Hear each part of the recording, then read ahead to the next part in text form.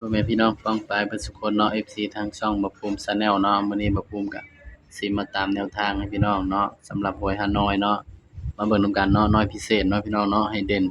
890เนาะบัดนี้มาเบิ่งผลมันออกนำกันเนาะผลมันออกพี่น้องข้างบน197ข้างล่าง00เป็นไดพี่น้องโอ้ย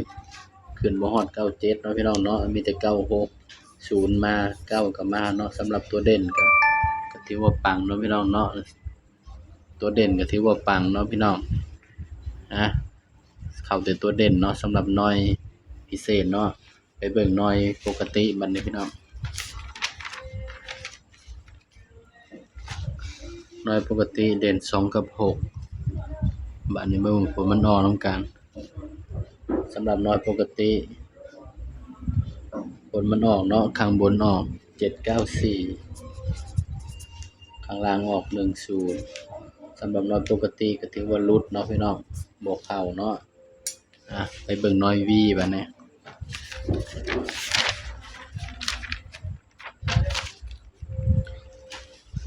สำหรับหน่วย V เนาะหน่วย V ออกข้างบนพี่น้อง092ข้างล่างออก73สำหรับหน่วย V ก็ถือว่าปังเนาะเข้าที่37ตัวรองเนาะพี่น้อง3773เนาะนี่ก็ถือว่าปังเนาะพี่น้องเนาะนี่ก็ไปตามกันต่อเนาะบัดนี้งวดวันที่8เนาะพี่น้องเนาะมันสำหรับฮานอยเนาะสำหรับมื้อนี้ก็ถือว่าปังเนาะพี่น้อง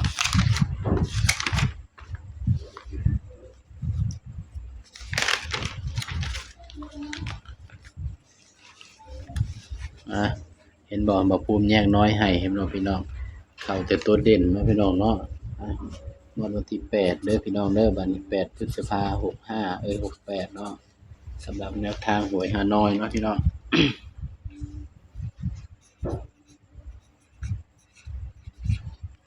ก็3น้อยคือเก่าเด้อพี่น้องเด้อ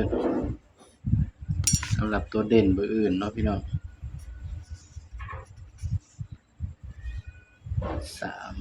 6เลข9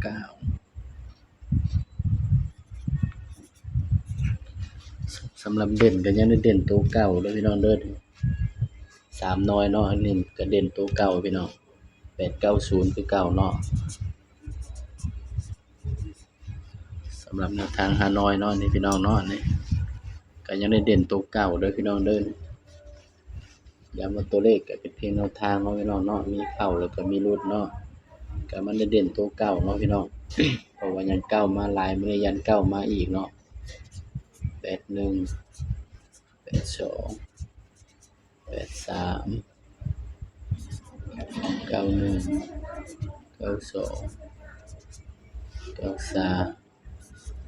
01 02 03นี่เด้อพี่น้องสำหรับแนวทางฮานอยเนาะนี่ก็ให้3น้อยเนาะสำหรับเด่นเนาะ8กับ9เนาะตัวเด่นคือให้เด่น8กับ9พี่น้องนี่เด้อสำหรับแนวทางฮานอยเนาะของวันที่8เนาะพี่น้องเนาะนี่ย้ำว่าตัวเลขก็เป็นเพียงแนวทางเด้อพี่น้องเด้อมีเข้ามีหลุดเนาะสำหรับคลิปนี้เนาะบ่ภูมิก็ฝากพี่น้องกดไลค์กดแชร์กดติดตามช่องบ่ภูมิ Channel นี่เด้อพี่น้องเด้อสบายดีครับ